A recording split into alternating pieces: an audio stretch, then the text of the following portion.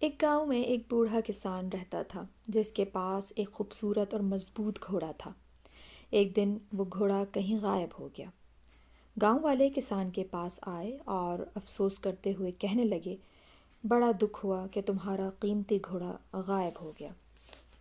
بوڑھا کسان مسکرایا اور کہنے لگا، بظاہر تو واقعی دکھ کی بات ہے، لیکن ہو سکتا ہے اس میں کوئی بہتری ہو اور اس میں کوئی خیر کا پہلو ہو اللہ تعالیٰ کی طرف سے۔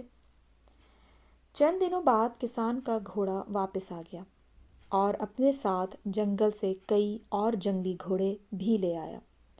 اب کسان کے پاس کئی گھوڑے ہو گئے۔ گاؤں والے پھر آئے اور حیرت سے کہنے لگے، خوش قسمت ہیں آپ کہ آپ کے گھوڑے کے ساتھ ساتھ اور گھوڑے بھی آ گئے اور آپ کا اپنا گھوڑا بہت سارے گھوڑوں کو لے آیا۔ اس بات پر بھی وہ بوڑھا کسان مسکرایا اور کہنے لگا، یہ اچھی بات ہے یا شاید بری بات، کون جانتا ہے سوائے اللہ تعالیٰ کے۔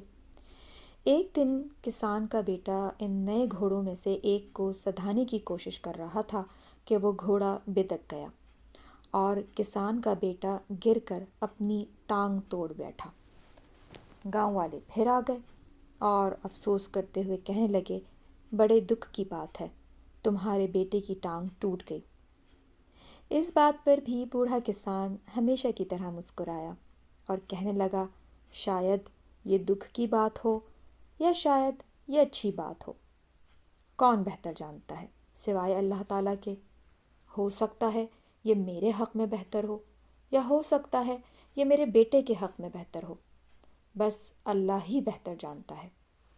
کچھ دن بعد ملک میں جنگ چھڑ گئی اور حکومت نے تمام نوجوانوں کو فوج میں بھرتی کرنے کا حکم دیا، لیکن کسان کا بیٹا اپنی ٹوٹی ہوئی ٹانگ کی وجہ سے فوج میں نہیں جا سکا۔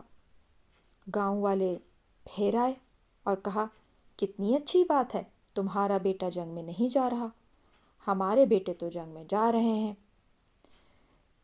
بوڑھا کسان حسب معمول مسکرایا اور کہنے لگا، ہر واقعے میں ہمارے لیے کیا اچھا ہوتا ہے اور کیا برا، یہ کوئی نہیں جانتا، لیکن زندگی میں واقعات کا فوری نتیجہ ہمیشہ واضح نہیں ہوتا۔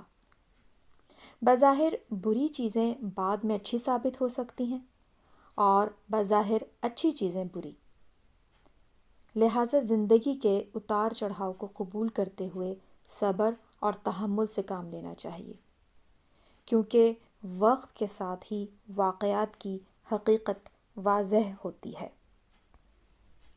یہ سبق ہمارے لیے بھی بہت اہم ہے، کیونکہ یہ افراد کو مشکلات میں حوصلہ مند رہنے اور دوسروں کو بھی اس رویے کی تلقین کرنے کا درس دیتا ہے، کیونکہ بظاہر ہم جس مشکل میں، جس پریشانی میں ہوتے ہیں، ہمیں یہ محسوس ہوتا ہے کہ یہ پریشانی اب کبھی ختم نہیں ہوگی، اور ہم اس وقت رونا دھونا شروع کر دیتے ہیں۔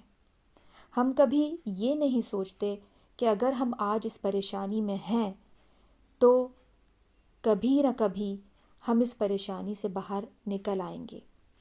رونے دھونے سے تو کوئی فائدہ نہیں ہوگا، اس پریشانی سے نکلنے کے لیے، اس مشکل سے نکلنے کے لیے کوئی راستہ، کوئی صورتحال جو ہے اس کو دیکھنا چاہیے، اس کو سمجھنا چاہیے، بجائے اس کے کہ رونا دھونا شروع کر دیں۔ اور جو مشکل ہے یا جو مشکل وقت ہے اس میں صرف اپنے اللہ کو یاد کیجیے، کیونکہ ہر مشکل، ہر آزمائش اسی کی طرف سے ہوتی ہے اور وہ اپنے بندوں پر ان کے وزن سے زیادہ بوجھ نہیں ڈالتا کہ جتنا ہم اٹھا سکیں۔